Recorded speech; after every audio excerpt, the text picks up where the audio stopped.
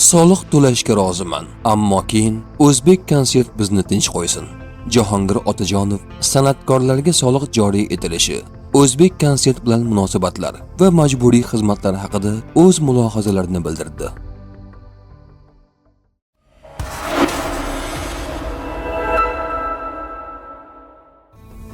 San'atkorlarga soliq joriy qilinmoqchi ekan. Men bu yurtning farzandi sifatida davlatimga, o'z uyimga pul to'lashga tayyorman. Bunga qiynalmayman. Ilohim, qurbim yetsin ham. Bu joriy qilinsa, tartib qanday bo'ladi? U paytda fikrim qanday o'zgaradi? Buni vaqt ko'rsatadi. Lekin soliq imkoniyatim darajasida bo'lsa, bajonidil to'layman. Chunki bu pul o'zimning yurtimga sarflanishini bilaman. Lekin savol tug'iladi. Biz soliq to'lagach, O'zbek konsertning vazifasi nima bo'ladi? Mustaqil ijodkor sifatida ular bilan aloqa qilmaslikning iloji bormi? Avvallari litsenziya bor edi. Solig'i arzimagan pul deyishardi. Xo'p, endi soliq to'lovchi ekanmiz. O'zbek konsertdan qutulsa bo'ladimi? Musiqachi sifatida bu tashkilotning keragini umuman his qilmayman. Aksincha, ba'zan faoliyatimizga xalaqit qilish mumkin. Xizmatga chaqirishadi. Bora olmasang muammo chiqadi. Buni hammamiz yaxshi bilamiz. Yo soliq to'laylik, yo O'zbek konsert bilan hamkorlik qilaylik. Haq-huquqlarimiz to'liq himoyalanishini xohlayman. Shaxsan men huquqlarim ular tomonidan himoya qilinadi deb hisoblamayman. To'g'ri, hozir majburiy ishga jalb qilishmayapti. Lekin avvalgi tizimdan qolgan psixologik travma hali ham bor. Bironta to'yga bora olmasak, litsenziyadan mahrum qilishardi. Shu sababli jinoiy javobgarlikka tortilgan paytlarim ham bo'ldi. Hozirgi rahbarlar hurmatimizni joyiga qo'yishadi.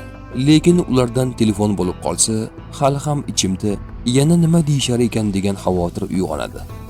Biz san'atkor sifatida shu yurtda maza qilib yashayapmiz. Yo'llaridan foydalanyapmiz. Hayotimdan mamnunman. Agar buning uchun topgan pulimdan qanchadir qismini berish kerak bo'lsa, bosh ustiga. Faqat bitta shart bilan, meni hech kim bezovta qilmasin. Bir soliq to'lovchi sifatida mustaqil bo'lay. Mana bu yerda tadbir bor. Anavi vazirning to'yi bor deyishmasin. Nega men kimningdir to'yiga tekinga borishim kerak? Mayli, boraman. Lekin mehnatimga yarasha xizmat haqqimni berishsin. Biz shunday o'rganib qolganmiz. Tepadan aytishdi deyilsa, bormasak bo'lmaydi. Menga farqi yo'q. Kim bo'lsa ham ashula aytib beraman. Faqat haqqimni berishsin va davlatga ham soliq to'laylik. Masalan, Jahongir Otajonov 200 millionga to'yga borsa, bu summaning ichida xarajatlari, sozandalar haqi, apparatura va kliplar sarfi bor. Mana shu xarajatlardan keyin qolgan sof foydadan mana buncha soliq to'la deyishsa, bu mantiqqa to'g'ri keladi. Lekin ham tekinga borib, ham soliq to'lasak, bunda mantiq qolmaydi. Tartib bo'lish kerak. Ba'zan dunyo yulduzlari soliq to'lamay, jinoiy javobgarlikka tortilganini eshitib qolamiz. Bizda ham shunday bo'lsin, mayli. Lekin ularni birov bezovta qilmaydi. Meni ham O'zbek konsert tinch qo'ysin. Tepadan aytishdi deb majburlamasin. O'sha to'yiga chaqirayotgan odam qaysidir qo'shig'imga bitta bo'lsa ham nota yozib berganmi, pulini bersin, xizmatini qilaman. Bir kuni menga O'zbekistonda Navro'z tadbirlari bo'lyapti. Xalqqa xizmat qilish kerak deyishdi. Meni xalqqa tekinga xizmat qilishga da'vat qilayotgan odamning o'zi o'sha kuni oylik olyapti-ku. Agar xalqqa xizmat bo'lsa, u ham o'sha kuni oylik olmasin. Men ham tekinga ishlayman. Hammamiz xalqqa xizmat qilyapmiz. Hammamiz shu orqali ro'zg'or tebratib, uyimizga non olib boryapmiz.